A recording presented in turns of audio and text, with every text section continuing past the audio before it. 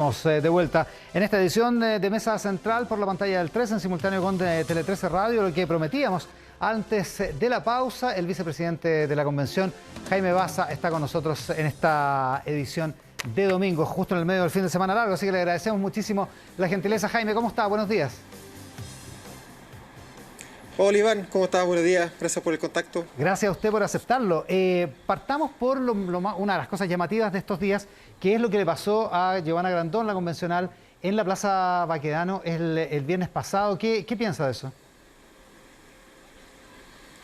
Bueno, primero lamentarlo muy profundamente y solidarizar con Giovanna, y al mismo tiempo tratar un poco de hacer la reflexión de cuán profunda es la desconfianza en las instituciones, ¿verdad? Yo creo que hay un problema importante en la forma en la que las instituciones de representación popular se han relacionado con los pueblos de Chile, pueblos que por lo demás hoy día han emergido y han llegado a la constituyente representando nuevas voces, representando nuevas formas de comprender la sociedad y que muchas veces actúan desde esa desconfianza. Yo creo que ahí tenemos que hacer la reflexión y hacernos cargo de lo que significa la desconfianza que está instalada en los órganos de representación popular.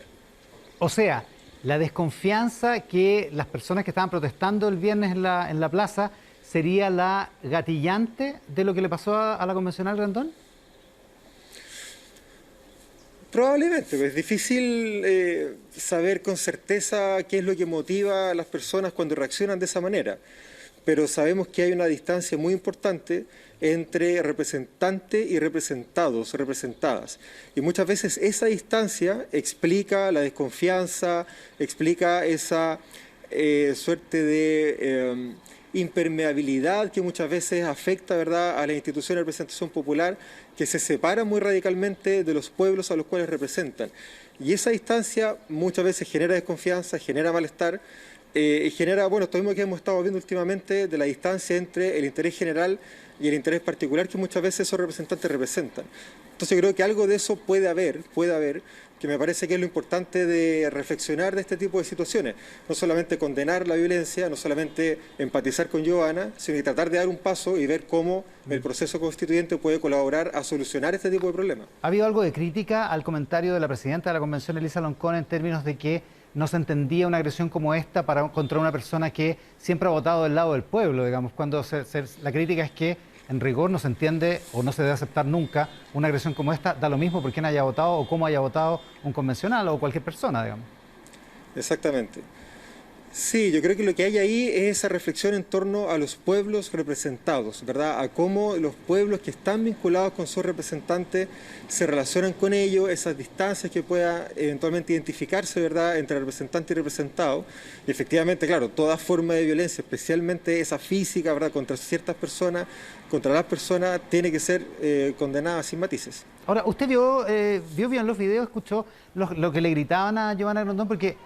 Porque había una persona que le decía, básicamente que le decían amarilla, que decían que había negociado, que se había vendido, básicamente aludiendo al trabajo en la convención, a las votaciones que se habían dado, a la situación de los presos por el estallido, a probablemente el quórum de los 2/3, toda una serie de cosas, una serie de reclamos que de alguna manera se han discutido en el órgano por excelencia de esa discusión, digamos, la sede de la Convención Constitucional. Entonces cuesta entender cuál es el reclamo, qué es lo que quieren, qué es lo que pretenden como proyecto de país o como proyecto de discusión las personas, las 400 o 500 personas que estaban ahí tomándose la plaza ese día, digamos. Bueno, yo creo que todos vimos el video, el grupo que se manifiesta contra Giovanna, un grupo bastante pequeño, bastante particular, y claro, sin querer poner pensamientos o intenciones en esas personas, yo creo que el desafío que tenemos es tratar de entender qué significa esa distancia, vuelvo a insistir, entre las instituciones que están llamadas a llevar adelante ciertos procesos de transformación social y los pueblos que están detrás siendo representadas por esas instituciones. Yo creo que ahí hay un desafío que es un poco la distancia que se ha venido construyendo en los últimos 30 años, donde una democracia representativa ha demostrado sus límites, ha demostrado sus debilidades y está dando paso progresivamente a una democracia no solo representativa, sino que participativa. Y esa dimensión participativa siempre tensiona sobre la representación, porque busca una forma de democracia distinta donde es más protagonista el ciudadano, la ciudadana, la ciudadanía, que la representación.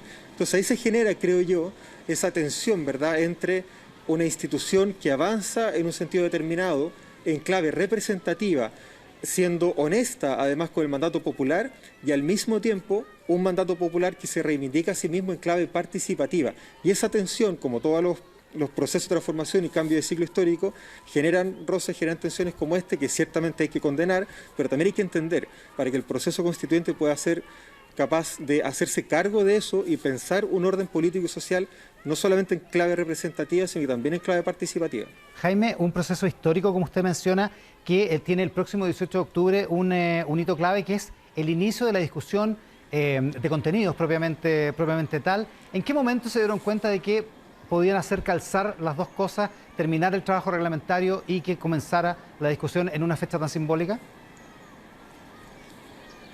Mira, estas cosas se fueron dando con el tiempo.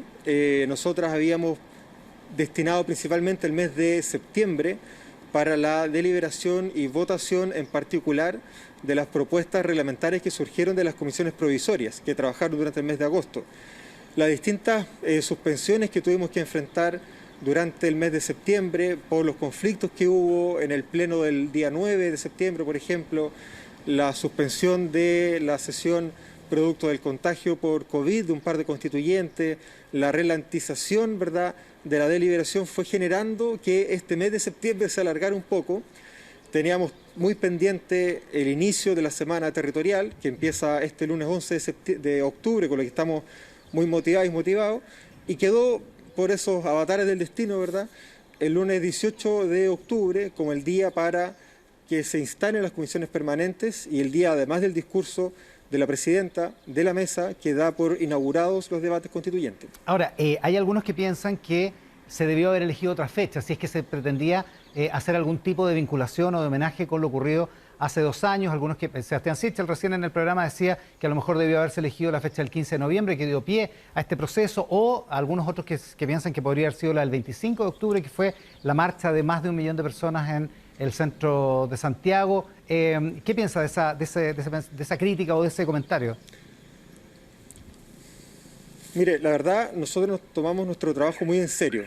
El primer día después de la semana territorial es el lunes 18 de octubre y el lunes 18 de octubre nosotros vamos a volver a trabajar. Ya, o sea, no es que se busque específicamente a propósito el homenaje, digamos, por decirlo así.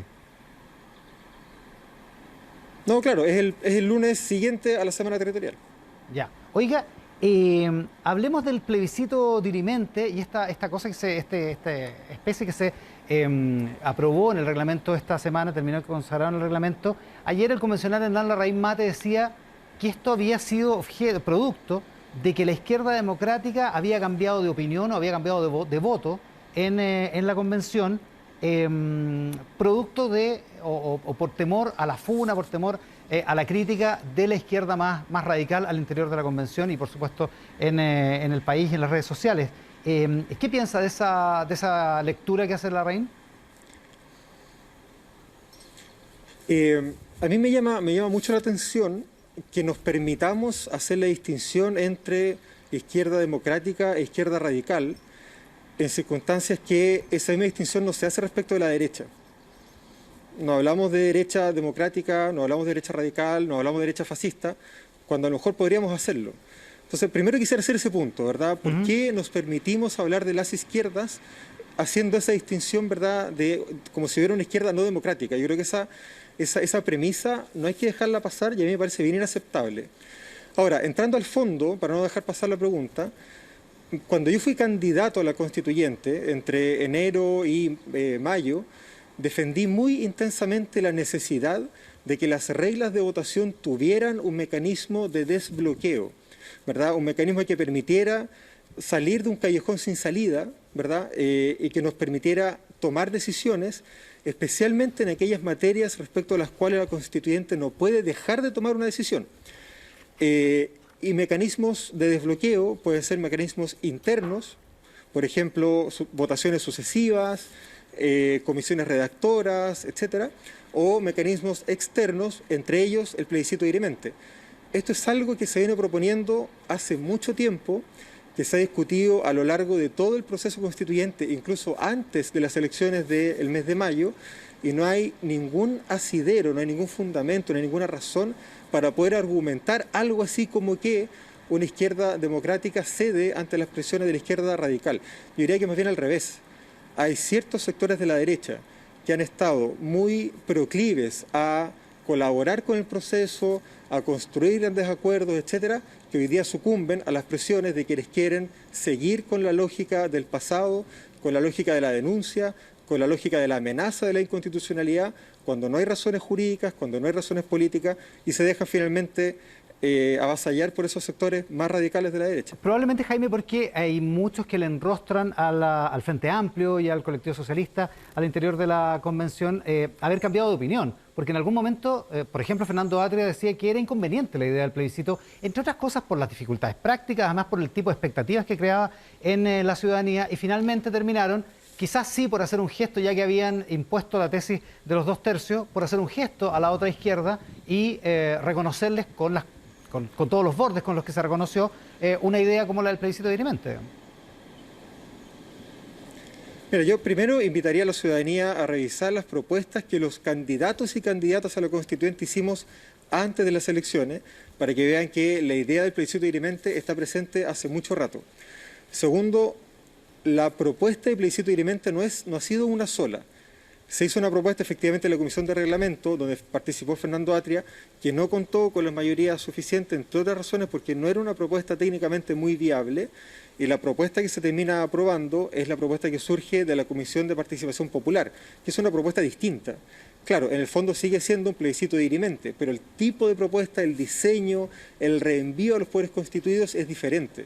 Entonces no hay una oposición de fondo al mecanismo, sino que hay una oposición concreta a la propuesta que viene de la Comisión de Reglamento y un apoyo, por tanto, a la propuesta que viene de la Comisión de Participación Popular, que es una propuesta distinta. Jaime, la presidenta del Senado, Jimena Rincón, en una entrevista hoy en el Mercurio de Soledad Vial, dice que la convención, con esta idea del plebiscito dirimente, le está quitando el bulto a su mandato ciudadano, a construir acuerdos, en la lógica de que donde hay la posibilidad de un plebiscito dirimente, el incentivo a generar un acuerdo de 2/3 disminuye, digamos.